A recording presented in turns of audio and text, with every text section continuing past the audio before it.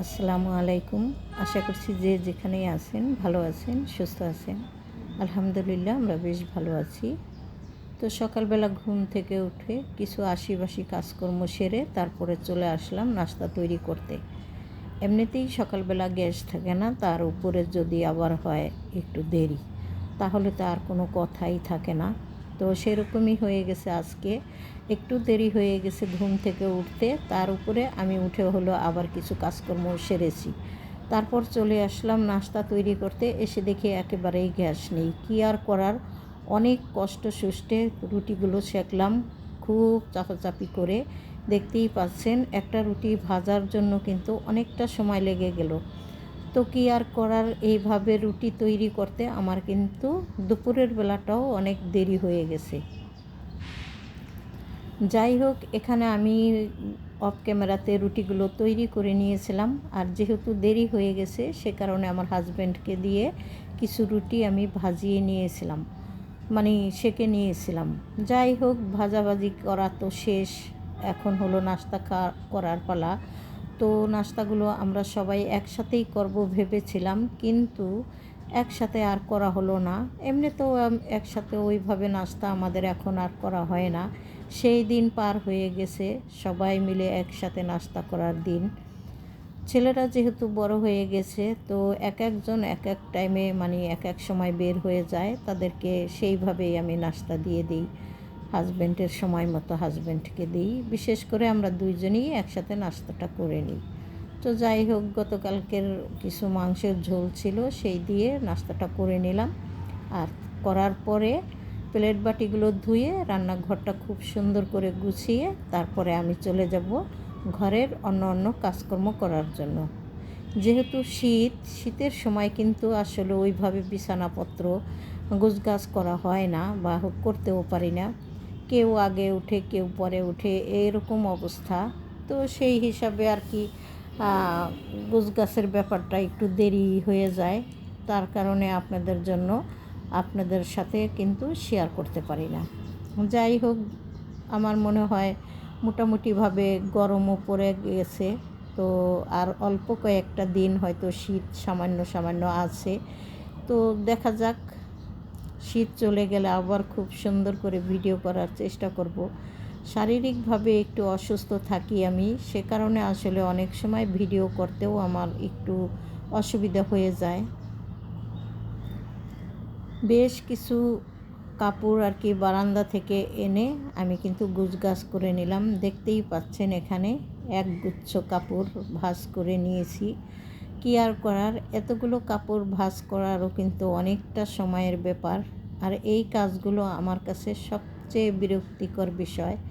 তারপরেও ঘরে তো আর কেউ নেই যে তাকে দিয়ে একটু করিয়ে নেব।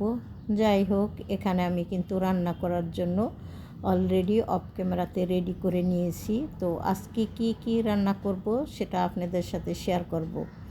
তবে এই রান্নাগুলো করতে আমার যে কতটা সময় যাবে তা আমি আসলে বলতে পারছি না। এখন রান্না করে দুপুরে ঠিক টাইম মতো খেতে পারবো কি না। যাই হোক, গতকালকে তো ইলিশ মাছ ভাজা করেছিলাম, তো সেটা আপনাদের সাথে শেয়ার করেছি কি না বুঝতে পারছি না। আর এখন হলো ইলিশ মাছের আমি মাথা লেজ দিয়ে মিষ্টি কুমড়া একটু ঝোল করে রান্না করব। তারপরেই মুরগির মাংসটা আমি খুব সুন্দর করে রান্না করে নিব।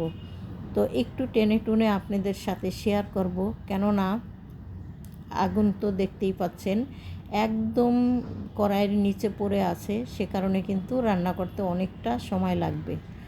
যাই হোক, ওদিক থেকে রান্না মিষ্টি কুমড়া বসিয়ে দিয়ে তারপরে আমি চলে আসলাম মাংসগুলো ধুয়ে নেওয়ার জন্য। তো অফ ক্যামেরাতে আমি কিন্তু খুব সুন্দর করে ধুয়ে নিয়েছি। এখন আপনাদের সামনে একটুখানি ধুয়ে নিব। তো যদি পুরোপুরি ধোয়া আমি দেখাইতে যাই তাহলে কিন্তু ভিডিওটা অনেক বড় হয়ে যাবে। আর বড় হয়ে গেলে কিন্তু ভিডিও আমার কাছেও ভালো লাগবে না, আপনাদের কাছেও হয়তো ভালো লাগবে না। যাই হোক, এখানে মাংসগুলো খুব সুন্দর করে ধুয়ে পরিষ্কার করে নিয়েছি, দেখতেই পাচ্ছেন। অনেকেরই দেখি মাছ মাংস ধোয়ার পরে একটা লাল কালার থেকে যায়, সেই হিসাবে আমি মনে করি যে মাছ মাংস একটু ভালো করে ধুয়ে নেওয়াই ভালো। মাংস ধোয়ার আগেই কিন্তু আমি কড়াইতে অলরেডি মশলাপাতি কষিয়ে নিয়েছিলাম বা কষতে বসিয়ে দিয়েছিলাম। তো মাংসটা বসিয়ে দিলাম। তারপরে তো অনেক সময় লেগেছে মাংস হইতে। সেই সময়ের ভিতরে আমি কিন্তু দুপুরের খাওয়া দাওয়া সমস্ত সব কিছু করে নিয়েছি। আপনাদের সাথে আর শেয়ার করতে পারিনি যেহেতু অনেকটা সময় হয়ে গেছে। তো এখন চলে আসলাম হলো বিকেলবেলাতে দেখেন কি করি, কি একটা কাজ। এই যে এখানে মিষ্টি আলু 5 কেজি নিয়ে আসছে। আসলে এই সিজনে কিন্তু অত বেশি একটা মিষ্টি আলু ভালো লাগে না মনে হয়। আর মিষ্টি আলু দিয়ে কি রেসিপি করা যায় আমি ওইভাবে জানি না। যদি কারো জানা থাকে তাহলে আমাকে কমেন্টস করে জানাতে পারেন। কেননা মিষ্টি কুমড়া আমরা শুধু সেদ্ধ করে খাই। তো এই সেদ্ধ করে খাওয়া 5 কেজি আলু ছেলেরা কিন্তু আলুর ধারে পারেও আসবে না, কেননা ওরা এসব খাবার একেবারেই পছন্দ করে না।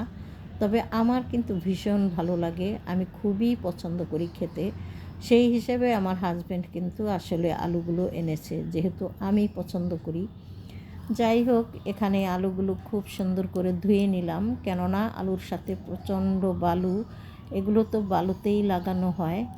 আমাদের দেশে কিন্তু মিষ্টি আলু হয় আসলে, তবে আমাদের ওইভাবে কিন্তু চাষ করা হয় না, কেননা আমাদের চাষ করার মতো কোনো লোকও নাই। আর লোক দিয়ে যে করাবো সেই রকম লোক এখন আর পাওয়া যায় না আগের মতো। মানুষ এখন মানুষের বাসায় কিন্তু কাজ করতে চায় না। যাই হোক, এখানে আলুগুলো কিন্তু কিনে এনেছিল, তো অলরেডি কিন্তু সেদ্ধ হয়েও গেছে।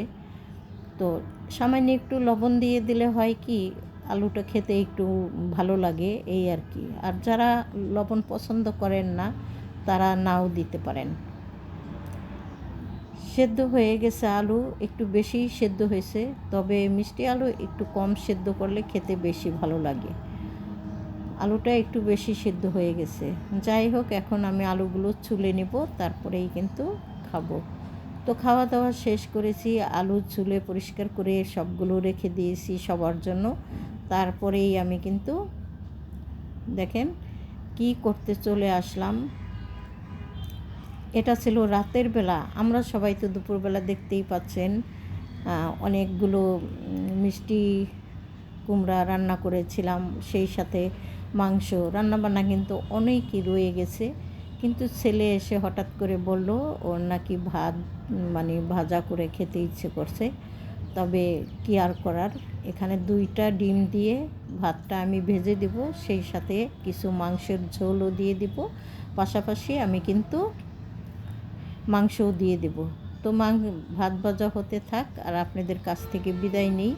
ভুল ত্রুটি ক্ষমা সুন্দর দৃষ্টিতে দেখবেন আশা করছি। আল্লাহ হাফেজ।